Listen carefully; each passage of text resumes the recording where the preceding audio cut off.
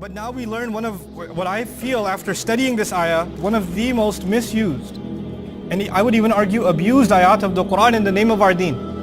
When it comes to people's feelings and sentiments. When you're entitled to feel sad.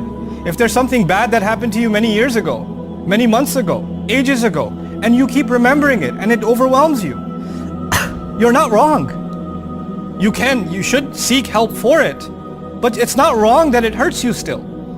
Yaqub alayhi salam is entitled to his grief. He's entitled to cry out.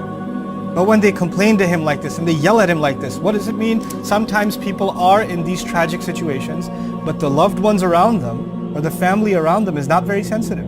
They don't want to hear it. They have no one to talk to. We're actually now kind of learning why has he been holding it in all these years? Because he had nobody to talk to. One time he opens his mouth and they snap. They don't give him a chance to speak. So what does he say? He says, قال إنما أشكو بثي وحزني إلى الله. I am only complaining about the things that I'm letting out of my heart. Bath actually means to spread, like وَبَثَّ فِيهَا. You know, min kulli dabbatin, Allah says. When He spread on the land all kinds of creatures.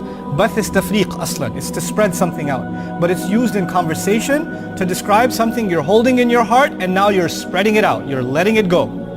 So he says, I'm only complaining about what I've been containing inside and I'm finally letting it out. And even when I do let it out, and all of the sadness that I've been pent up inside, all of that which I've kept inside, I'm only complaining to Allah, not to you, not to anybody else. إِنَّمَا أَشْكُو بَثِّي وَحُزْنِي إِلَى اللَّهِ. This is what I wanted to share with you as one of the most commonly misunderstood, ayat in the Quran. It's not taken in its context. When somebody says, I'm having this problem or that problem, people say, Akhi, complain to Allah, don't talk to me.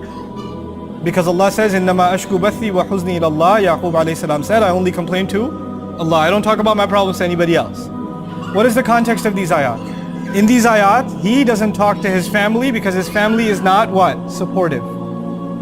He doesn't have anybody to talk to. He doesn't have anybody to share his grief with. That is when he turns to his family. He says, I'm only complaining about my grief and I'm letting out my feelings and I'm only expressing my sadness to Allah. What he's essentially saying is, I have no one in my family that I can complain to. I have no one in my family that will understand my feelings. So the only one even when I do cry out, I have only Allah to cry out to. Even Rasulullah sallallahu alaihi wasallam, when he had a problem in his married life, he sought outside counsel. He sought help from the outside. This is the sunnah of Rasulullah sallallahu alaihi wasallam. You would say he should only complain to Allah. So it's oppressive to tell someone, don't seek help for your problem. You don't need to talk to anybody. Just talk to Allah and that should be good enough for you. That is not